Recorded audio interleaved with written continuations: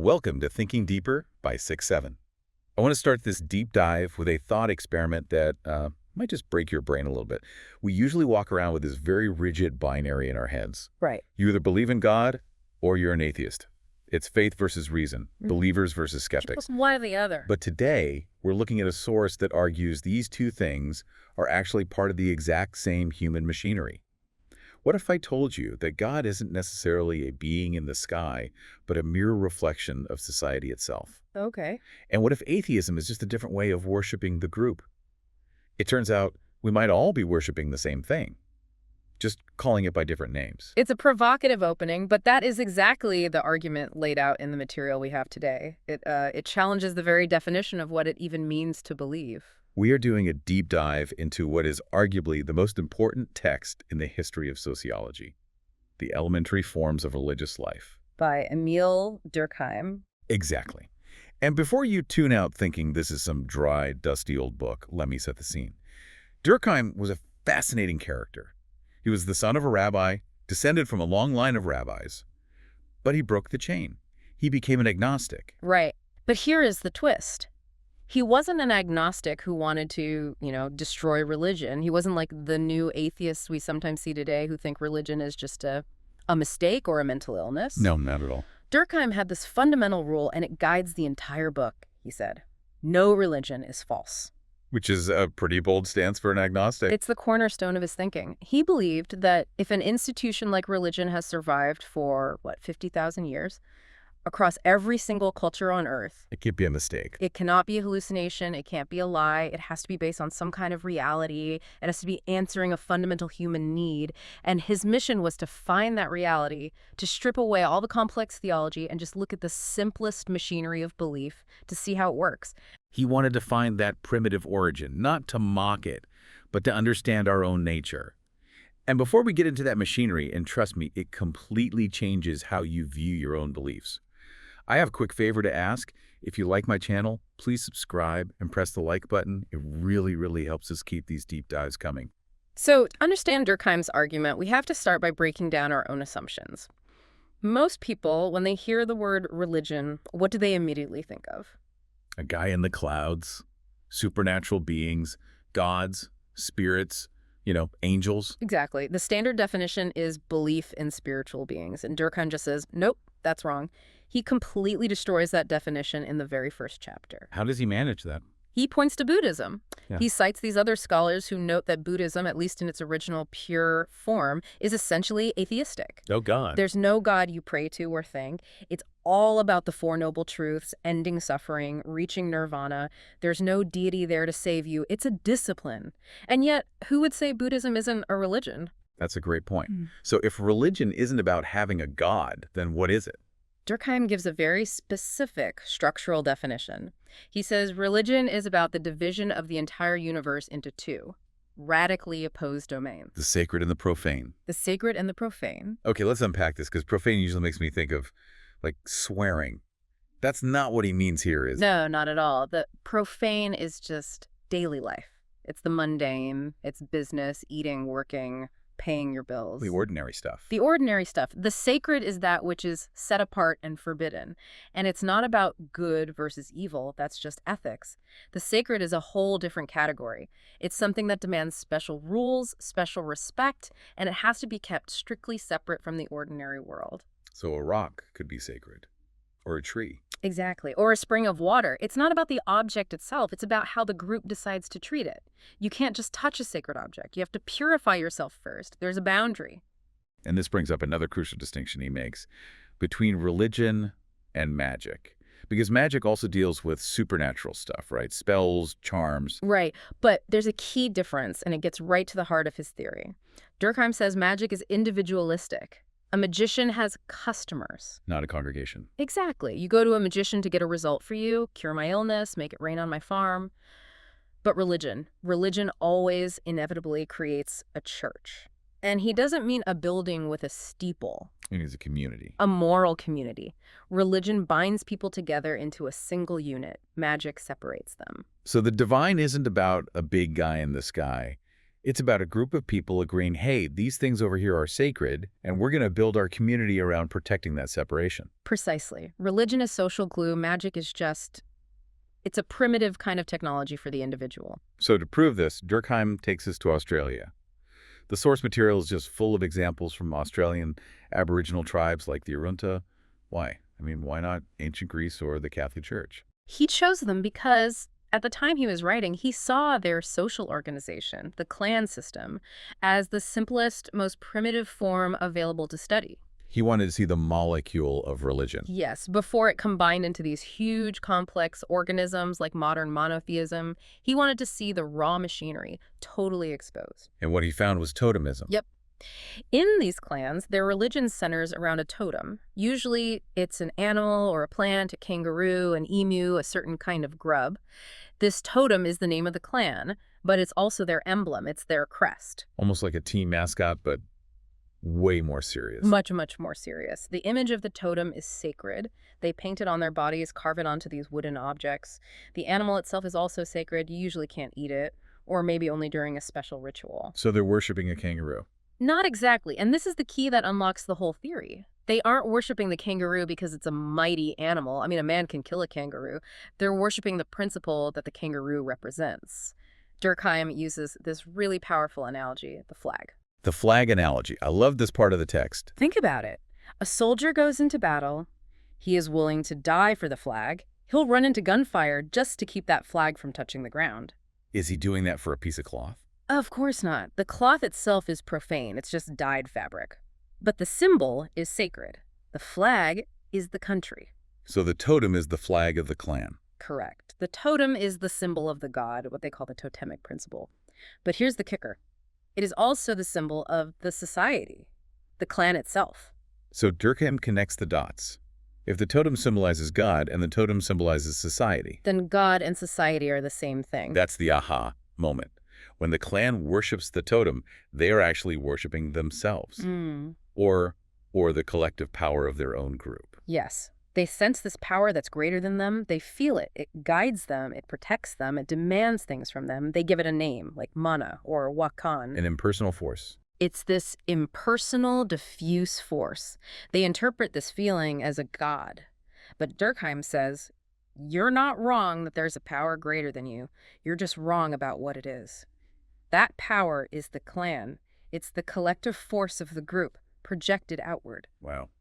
It's amazing because it explains why God feels so real to people.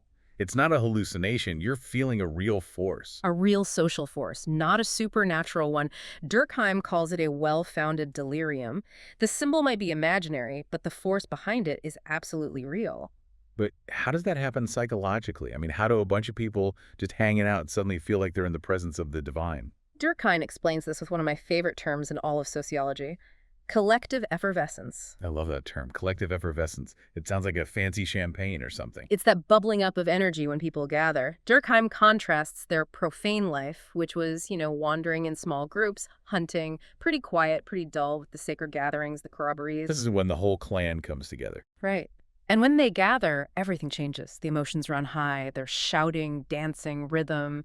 The individual, they sort of lose themselves in the crowd. They feel stronger, wilder. They might do things they'd never dream of doing alone. And because that feeling is so intense, so different from their boring daily life, they assume it must be coming from outside of them. Exactly. They attribute this electricity to the totem. They think the god is here with us, but the electricity is just the group's energy. It's like being at a massive rock concert or the sports stadium during a championship game. You feel this huge surge of energy. You're connected to everyone wearing the same jersey. It's almost spiritual.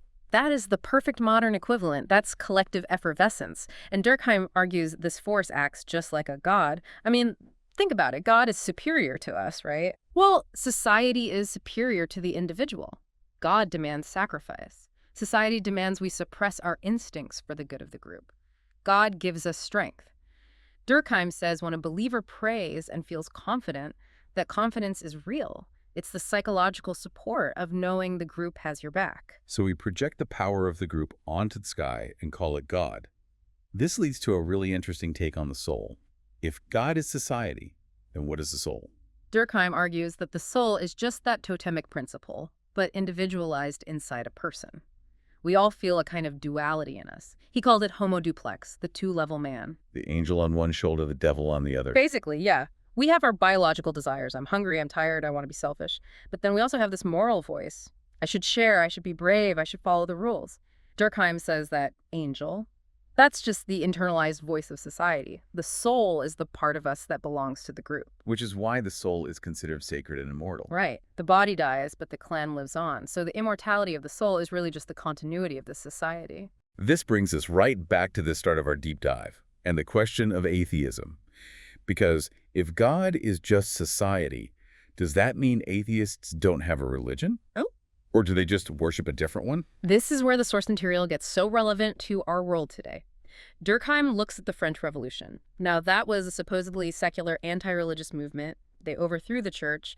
But what did they do next? They started building their own rituals. Immediately, they established new sacred things: reason, liberty, the fatherland. They had their own dogmas, their own martyrs, their own festivals. They treated the flag and the concept of the nation exactly how the Arinta treated the totem. We absolutely treat the flag with religious awe. There are all these taboos. You can't let it touch the ground. You can't burn it in disrespect. It is a totem. Durkheim's conclusion is that true atheism, in the sense of having no sacred things, is probably impossible for a social being. As long as we're in a society, we will create sacred symbols. We just swap the old gods for new ones. Yesterday it was Zeus or Yahweh. Today it might be humanity, reason, science, or the nation. So the new atheists who preach about science and reason, are they effectively preaching a new religion? Structurally, yes. They are marking off certain things as sacred like truth or evidence and creating a moral community around those values. The machinery is identical. You can't escape it. Let's talk about the rituals. Because if the belief is just a metaphor for society, why do we need to do all this weird stuff? The dancing, the fasting, the sacrifices? Well, Durkheim categorizes them, and they all serve a crucial social function. First, you have what he calls negative rights, the taboos. The thou shalt nots? Exactly. Don't touch this, don't eat that. He says the first step of religion is separation. You have to draw a line between the sacred and the profane. This leads to asceticism, fasting, silence, celibacy. We usually think of monks when we hear that. But Durkheim says society requires a bit of asceticism from all of us. To live in a group, you have to learn to suppress your immediate instincts. You have to learn to suffer a little for the whole. These rituals are like a gym for your willpower. Then there are the positive rights. These are the feasts, the sacrifices, the mimicking of the totem. They exist to recharge the group's battery. A sacrifice isn't really about feeding a god. The act of giving itself is what creates and renews the social bond.